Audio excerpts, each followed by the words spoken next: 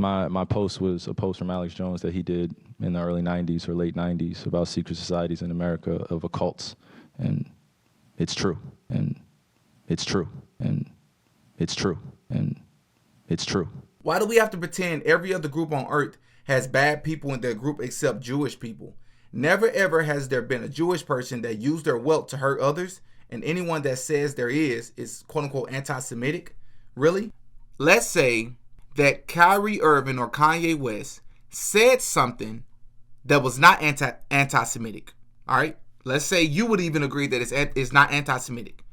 Let's say that he said something that was not anti-Semitic, but it was true about powerful people. My question for you is it possible that those same powerful people can set certain things in place to have that person canceled? Stop calling everything a freaking conspiracy theory.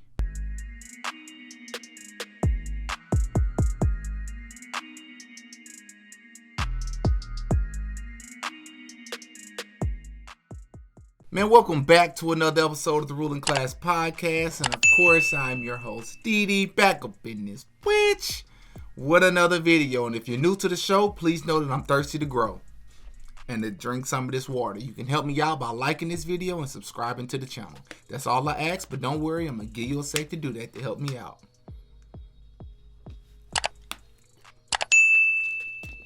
I appreciate you. Now listen, this video won't be long at all, and the format of this video is going to be completely different from my other videos.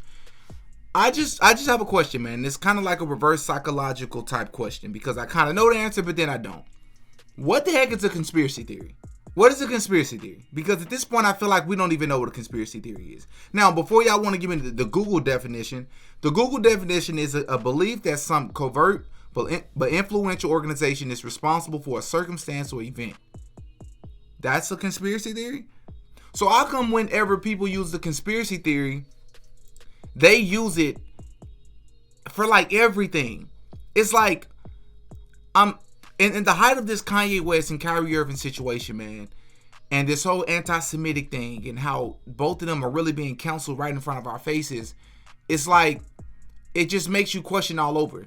And for those of you who have been following this podcast for probably the last 8 months or so, but for a lot of you that are new, you may not know this, but I have a series that is called the More Than a Coincidence series or the Open Secret series, where I cover things in the music industry. I cover things like the Freemasons and things like that, things we are not allowed to talk about. And I noticed that a lot of people are very dismissive when it comes to topics like that. They're quick to throw out a label, a conspiracy theory label. They're quick to throw out a term like anti-Semitic. They're quick to throw out a term like racist. And I think what's happening is we've created a society, and I think this is by design. We've created this culture where if something is said that powerful people don't want you to know, they create a label, and it almost comes out like they create a label to kind of shut it down and create, kind of make certain conversations dismissive. Now, for my Jewish people that are watching and for my YouTube moderators that are watching, I am not endorsing conspiracy theories, and I am not saying that a person cannot be anti-Semitic. I am not saying that. So hear me out. Hear what I'm saying to you. I don't want this video to get taken down. I don't want to receive a strike on this channel. I'm literally asking. That's all I'm doing. I'm presenting a question here. What the heck is a conspiracy theory? Because it seems as if you believe that what Kanye West said and what Kyrie Irving did was anti-Semitic, and if you feel like it's blatant and it's super obvious, I have a question for you. Let's say that Kyrie Irving or Kanye West said something that was not anti-Semitic. All right? Let's say you would even agree that it's not anti-Semitic. Let's say that he said something that was not anti-Semitic, but it was true about powerful people. My question for you is it possible that those same powerful people can set certain things in place to have that person canceled? Is it possible that powerful people can have certain things set in place to make regular everyday people and make your peers turn on you? Is it possible that powerful people can use their power to harm other people, to blackball other people? I think we all know the answer to the question.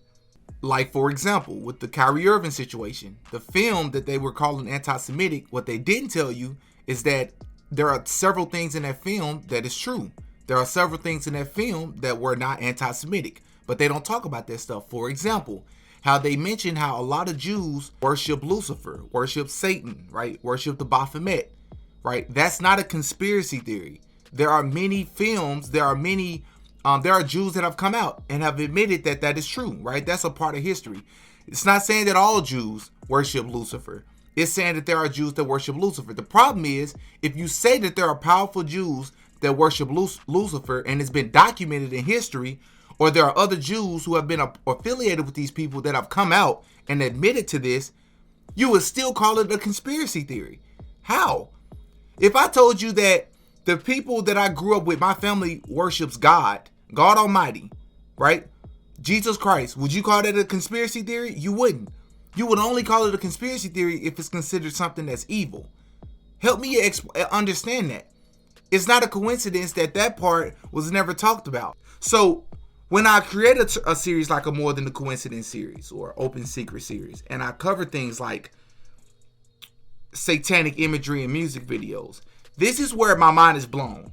And this is how I know that certain labels are used to just make certain, to kind of dismiss certain conversations so that they're not even talked about.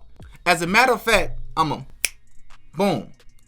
If I was to show you that Young Thug has an entire music video with Lil Uzi Vert with the Masonic checkerboard flooring, there's an owl, there's upside down pentagrams, there's many other songs where they're talking about selling their soul and they're having all this satanic imagery in their other videos. They're doing certain hand symbols in their pictures.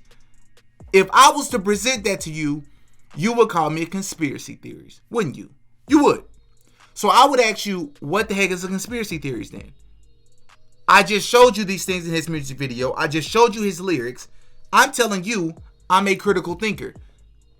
You're calling me a conspiracy theorist to shut me down so that I'm not able to critically think? No, that's not gonna work.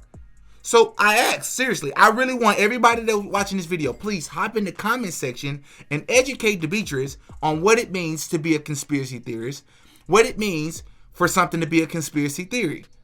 Because really what you're saying is, no.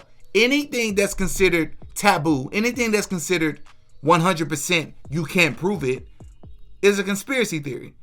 So if my sister told me that she just walked out of her front door, is that a conspiracy theory? I wasn't with her. I don't know if she did it. Oh, wait. We got to go back to that definition. It's a belief that a certain organization, or what is it?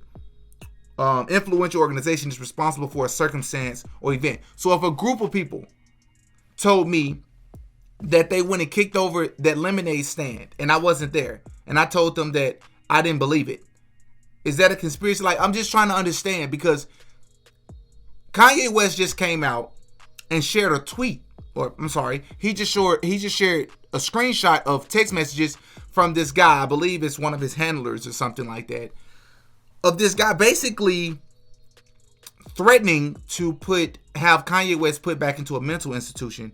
And in my eyes, I basically feel like he just admitted to being put under MK Ultra. And I believe that was the point of this tweet, the point of him sharing this screenshot. Is Kanye West still spewing,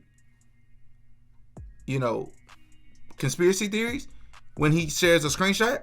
Because the man who's worked closely with these people in high powers, when he's telling you what his experience has been in the music industry, you call it a conspiracy theory.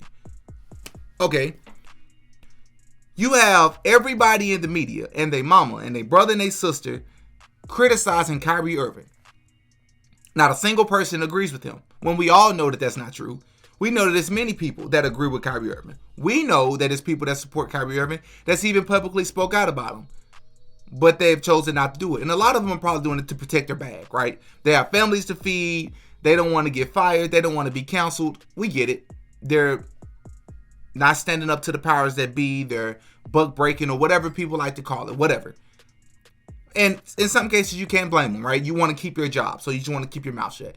But some of you go out of your way to speak out. Like Shaquille O'Neal. This man went on a national platform and said this. To be aware of what you're doing.